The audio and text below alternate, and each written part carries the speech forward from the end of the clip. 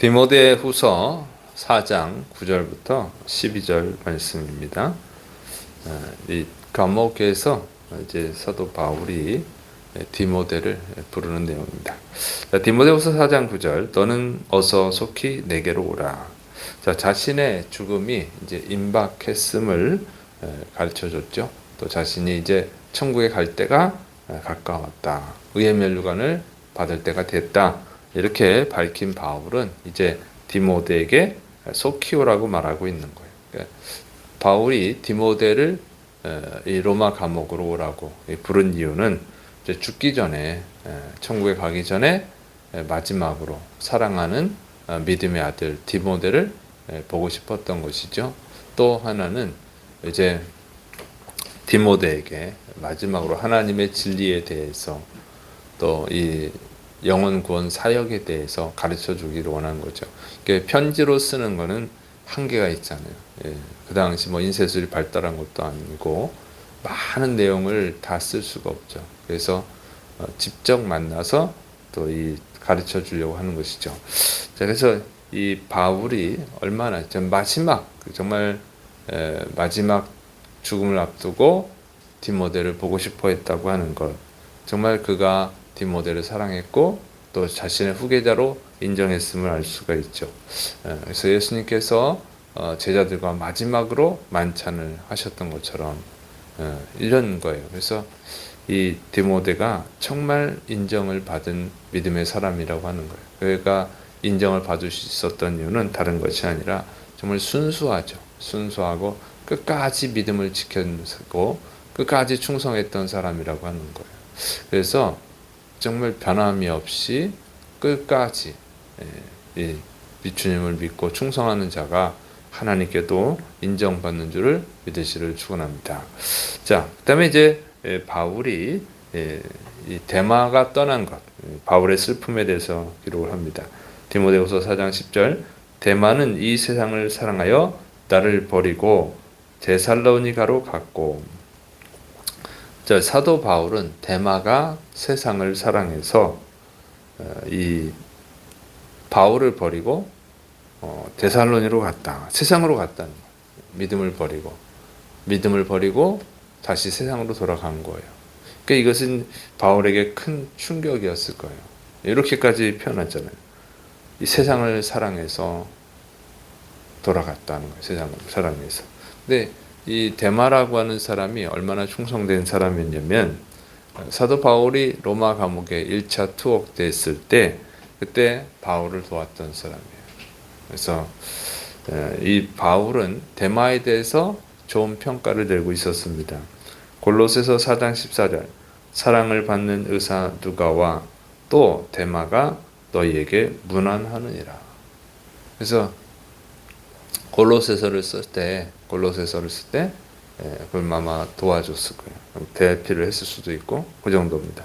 그리고 빌레몬서 1장 14절, 또한 나의 동역자 마가, 아리스타고, 데마, 두가가 문안하느니라. 빌레몬서 쓸 때도 같이 있었던 거죠. 그리고 동역자라 이렇게 표현했잖아요. 동역자. 그러니까 이거를 보면 정말 훌륭한 믿음의 사람이라고 사도 바울이 데마를 인정하고 있었던 거죠. 그런데 그가 믿음을 배반하고 세상으로 돌아간 거예요. 이게 얼마나 큰 충격이었어요. 이 서신을 쓸 때 골로새서, 빌레몬서를 쓸 때 데마 이름을 기록했잖아요. 정말 나의 좋은 동역자다. 이렇게까지 썼는데, 표현을 했는데 이 사람이 그냥 세상으로 돌아간 거죠. 믿음을 버리고. 그러니까 얼마나 큰 충격이겠어요. 근데 이것은 정말 우리에게도 무서운 경고입니다. 정말 열심히 있는데 열심히 있어 정말 하나님의 사람이다, 구원받았다 이렇게 생각한 사람이 세상으로 돌아갈 수 있다는 거예요. 믿음을 버리고. 이게 충격적이죠. 어떻게 저런 사람이 예수님을 부인했지? 이게 엄청난 충격이 되는 거예요. 그래서 우리가 항상 겸손해야 된다고 하는 것입니다.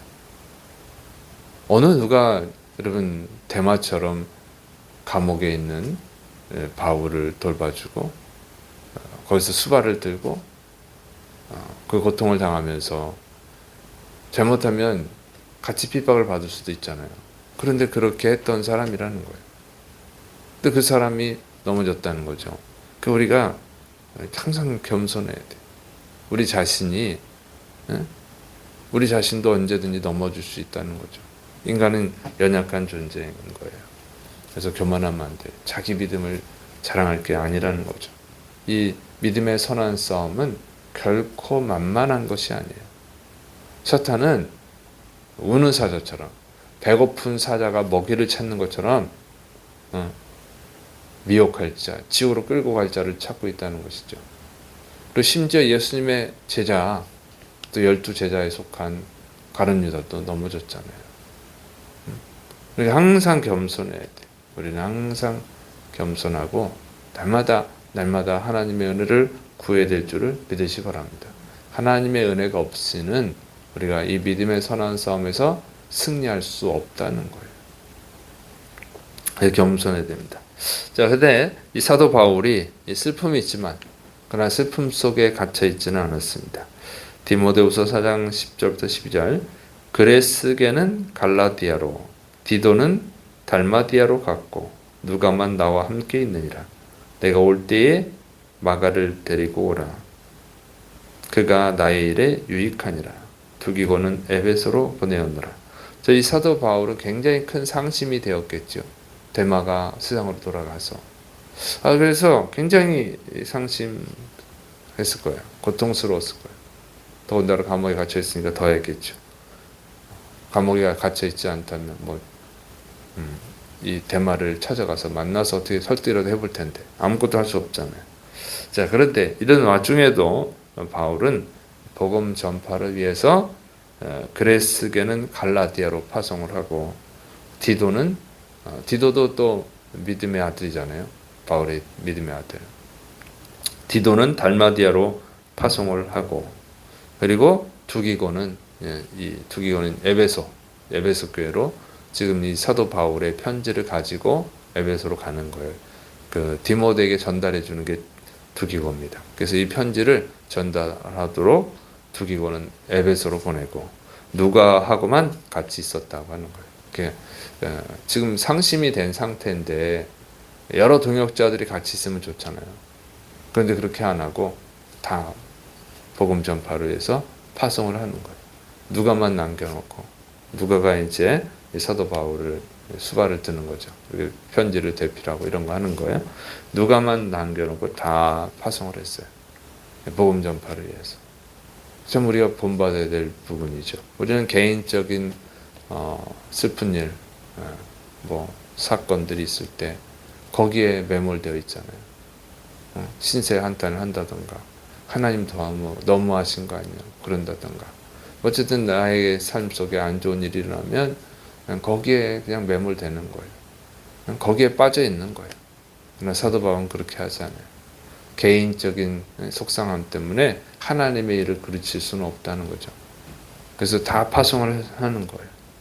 그러니까 우리가 이것을 배워야 될 줄을 믿으시기 바랍니다. 우리 개인의 감정보다 하나님이 크셔요. 우리 개인의 감정보다 하나님의 일이 더 크다고 하는 거예요. 우리 개인적인 사건 때문에 하나님의 일을 망쳐서는 안 된다는 거죠. 왜냐하면 하나님의 일은 영혼을 구원하는 거예요. 사람을 구원하는 거예요. 그게 훨씬 가치 있는 일이죠. 그래서 거기에만 머무르면 안 된다. 내 개인적 감정에 머무르면 안 되는 거예요. 그래야 하나님 또 쓰시는 겁니다. 자, 그런데 이 사도 바울에게 기쁨이 있었다는 거예요. 이렇게 슬픈 일이 있었지만 그 뭐냐면 이 4장 11절에 마가를 데리고 오라. 그가 나의 일에 유익하니라 그랬어요. 마가는요 바나바의 사촌이 조카예요. 그래서 이 사도 바울이 1차 전도 여행 때 바나바와 같이 갔고 또 마가도 데리고 갔었죠. 근데 마가가 중간에 포기했잖아요. 어떤 이유인지 모르지만 힘들어서 그랬더니 어쨌든 마가가 중간에 포기를 했어요. 그래서 2차 전도 여행 때는 이 마가를 안 데리고 가죠. 그래서 바나바랑 싸우잖아요. 바나바랑 싸워서 이제 서로 이제 헤어져서 사역을 하게 됐죠. 예, 그렇게 이 믿음의 사도 바울의 믿음의 은인이 바나바인데 그 바나바와 싸우게 만든 원인이 마가예요. 그래서 마가는 절대 데리고 갈 수 없어. 그렇게 했던 마가인데 그 마가를 데리고 오라는 거예요.